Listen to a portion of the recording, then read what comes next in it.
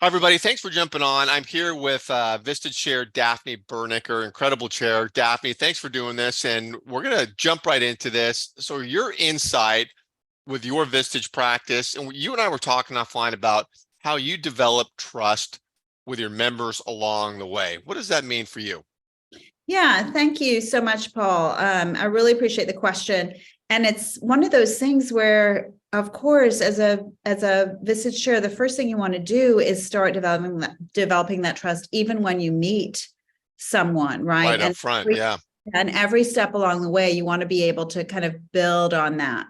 And honestly, I think many of us find that those initial conversations with our members or prospective members even can be really stressful, because you're all up in your own head, right? Right. Like, how do you kind of get to that space where you can deeply connect with them instead of being sort of up in your own head and trying to, respond in a way that you think they're going to like or whatever.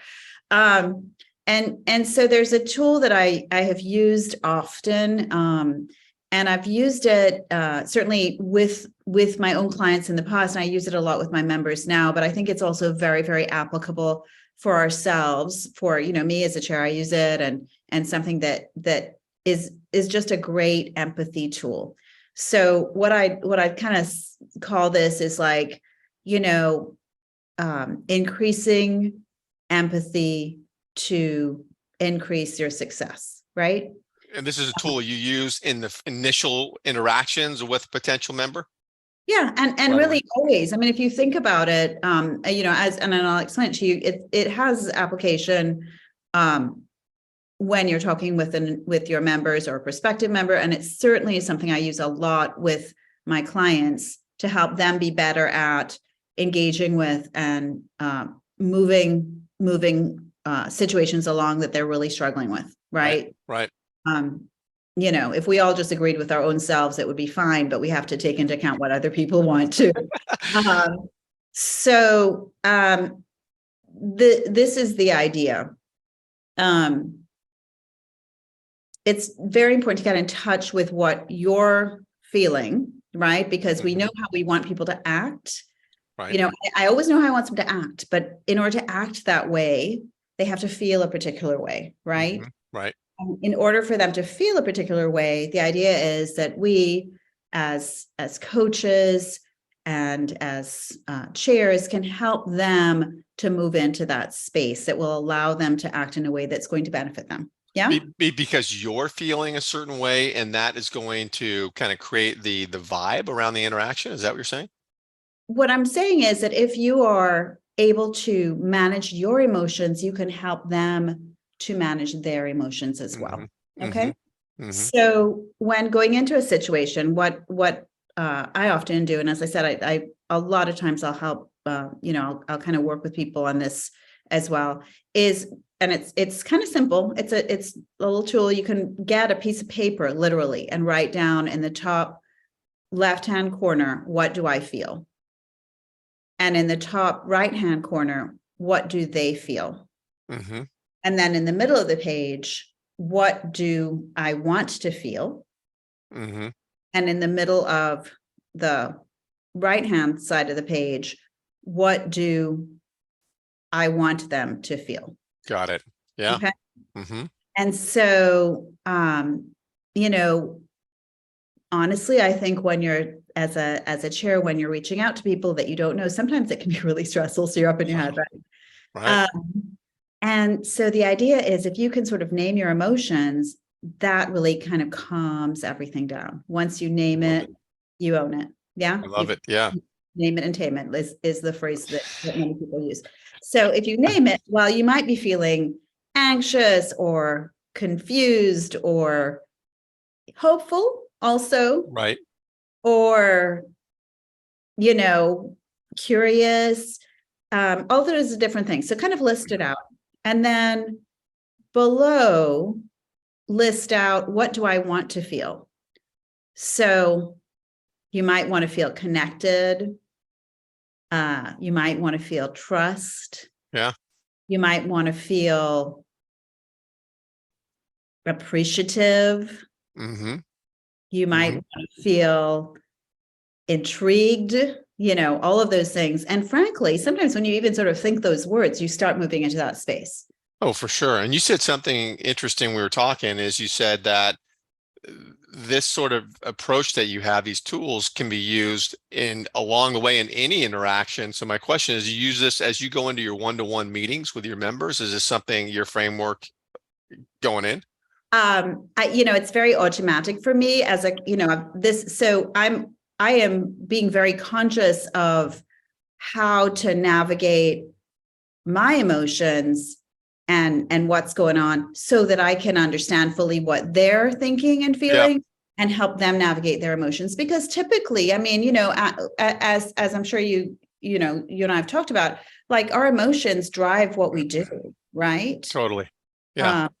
Drive our thoughts, drive what we do, and that drives our results. Yeah. So, so it's that sort of thing. And then the next piece is, how do they feel? And, honestly, if you're just meeting with a prospect for the first time, it might be, curious.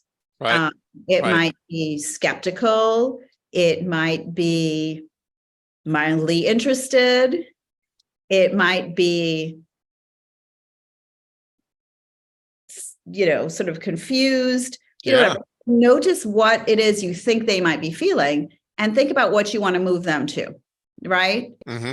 So if you want them to feel, are you getting this? Yeah. Makes sense. Yeah, absolutely. Yeah, absolutely. Yeah. Yeah. I'm getting it because, I'm thinking as I'm turning off my bells and whistles that go off constantly here. But as I'm thinking of that, it's something I subscribe to too. It's always have an agenda when you go into a conversation, right? Whether it's the first time or your one-to-ones or whatever. We've talked about this in the work we're doing together is when you first meet somebody, what is your agenda? You can't just go into a discussion initially with a prospect, loosey-goosey, and just have a fluffy conversation. If you don't know what your call to action is, if you don't have an agenda, and then really usher that conversation along. So I think you're saying it in the way you do it. We're speaking the same language. I couldn't agree more. Yeah, absolutely. And what we're going to with the call to action is in order for them to act, you have to get them to feel a certain way, right? Right. To move them in that direction. And that comes from sort of understanding, navigating your own emotions, getting out of that,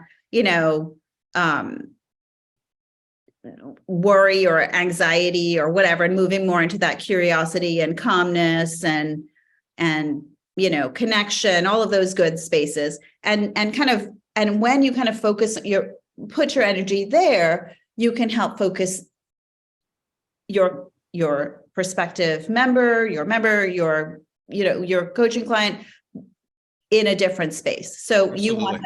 you want them, I presume, to feel, trust and interest and excitement and all of those things. So we know that we can navigate through those emotions. A lot of people think, oh no, I can't control my emotions. And actually that's not at all true. Consciously making that switch, our emotions, basically are chemicals. They get, produced in our body and resorbed every 4 to 7 seconds. And in between, there's this great big space, which doesn't seem like very much, but it's a great big space to actually make that switch. So move from, all these other things, take breath, do whatever it is, and then show up in a way that's going to help really deeply connect. Yep. Love it. Love it. So, and again, that's a tool oftentimes that similarly, I will use that with my members. Today, I just had a member who had a brand new prospect that they were working with in another country and, trying to think through some next steps. And, we actually went through that process to think, okay, what's the best way to help, open up this giant piece of business in connecting with these people?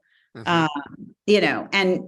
And so the moments where you're able to actually, again, and I'm sure you experience this, when we're stressed, we tend it's very hard to see what other people are thinking. Yeah, totally. Yeah. Yeah. And then mind. So this is an opportunity to open up that big window and start really connecting more deeply as opposed to being in that sort of stress space. Love it. Yep. Love it. Daphne, incredible input. I appreciate it. Thanks so much. Thank you, Paul. I appreciate you. Great to see you. All right.